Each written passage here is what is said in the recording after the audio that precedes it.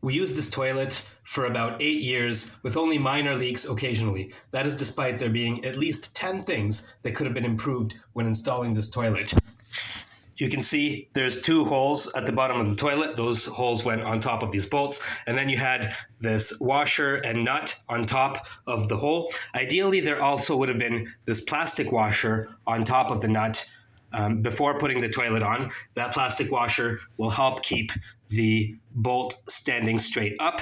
There's a reason why that type of plastic washer comes with a lot of kits these days. For example, just randomly, I had this in my hand and you can see my thumb is pointing to that plastic washer.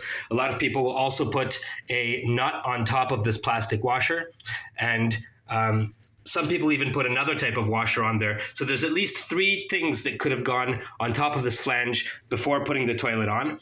None of those things came with this kit, this no wax toilet seal kit. I got this from Home Depot. It turns out to be exactly what was used 8 years ago when this toilet was installed. Most toilet installations use a wax ring or this Better Than Wax product. So this is a very unpopular kit. It uses this sponge seal instead of a wax ring or a Better Than Wax ring.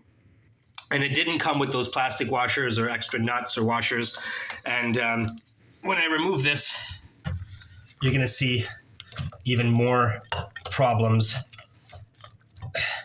So this spacer or extension also came with the kit. The kit didn't come with the 4 stainless steel screws. This is actually supposed to be drilled into the wooden floor underneath.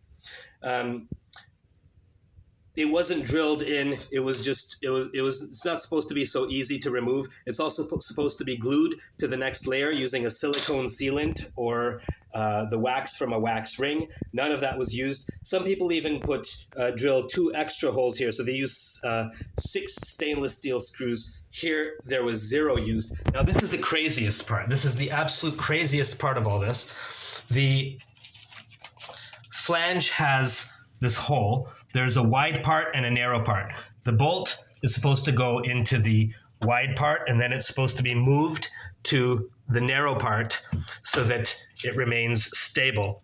Okay, but the bolt, it seems for all these years, it was actually over there. And the reason for that was that whoever glued this styrofoam layer that also came with the no wax kit, whoever glued that onto the flange, glued it in such a way that this hole, look at the position of that hole. That hole was positioned such that this bolt is stuck in the wrong place, in the least stable place.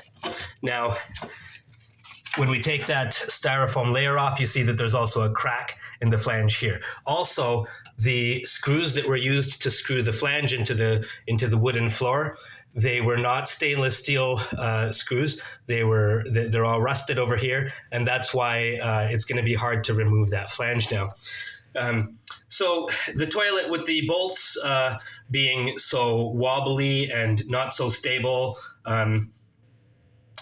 and also there was no caulking underneath the toilet. So the toilet was moving very easily. For example, if someone heavy sits on the toilet, maybe it moved a little bit. And so that's why occasionally it might have moved a little bit. And you can see it's not perfectly aligned. So instead of the water and poop going directly to the center, it's going a little bit elsewhere. And so maybe some of it leaks through the side, and then it goes into that crack in the flange.